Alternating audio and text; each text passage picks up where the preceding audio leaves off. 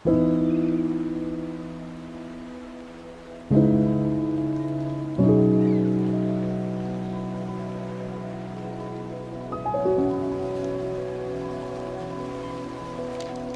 আলাইকুম। আজ আমি আপনাদেরকে নিয়ে এসেছি ঝিনাইদহের খাজুরা এলাকায় অবস্থিত এক অসাধারণ সুন্দর মসজিদে। গ্রাম বাংলার পরিবেশ দাঁড়িয়ে থাকা এই মসজিদ শুধু ইবাদতের জায়গা নয়, বরং এক অন্যান্য স্থাপনের নিদর্শন। এই মসজিদের দিকে তাকালেই চোখ জুড়িয়ে যাবে। চারপাশে খোলা পরিবেশ, শান্ত বাতাস আর সবুজে ঘেরা জায়গাটা মনকে একদম প্রশান্তি করে দেয়। দূর থেকে দেখলেই বোঝা যায় এই মসজিদটি খুবই যত্ন আর ভালোবাসা দিয়ে নির্মাণ করা হয়েছে। আসলে এই মসজিদটি মালিকানাধীন ভাবে সৃষ্টি করা হয়েছে। আজকের এই ভিডিওতে পুরো মসজিদটাকে ঘুরে দেখাবো, ভিতরে কি কি আছে, কারুকার্য, অল ডিটেলস থাকবে এই ভিডিওতে। তো চলুন শুরু করা যাক।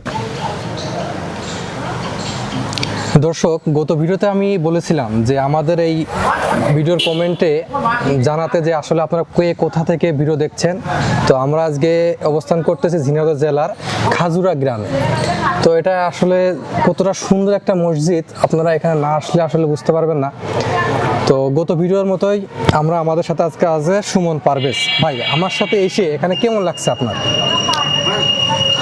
আসলে তো এই জেলা আমার নিজের জেলা এবং আপনার সাথে এসে খুবই ভালো লাগছে, কারণ এর আগেও এখানে এসেছি। এখানে যখনই আসি, যেহেতু এটি মুসলিমদের একটি ধর্মীয় উপাসনালয়, আমার ধর্মের ব্যাপার, তো সব মিলিয়ে এখানে এসে খুব ভালো লাগছে।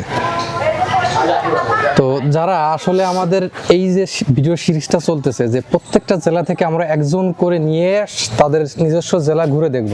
তো আপনি যদি আমাদের এই সাথে সঙ্গী হতে চান, অবশ্যই এই ভিডিওর কমেন্টে জানাবেন যে কে কোথা থেকে, কোন জেলা থেকে ভিডিও দেখতেছেন। ধন্যবাদ।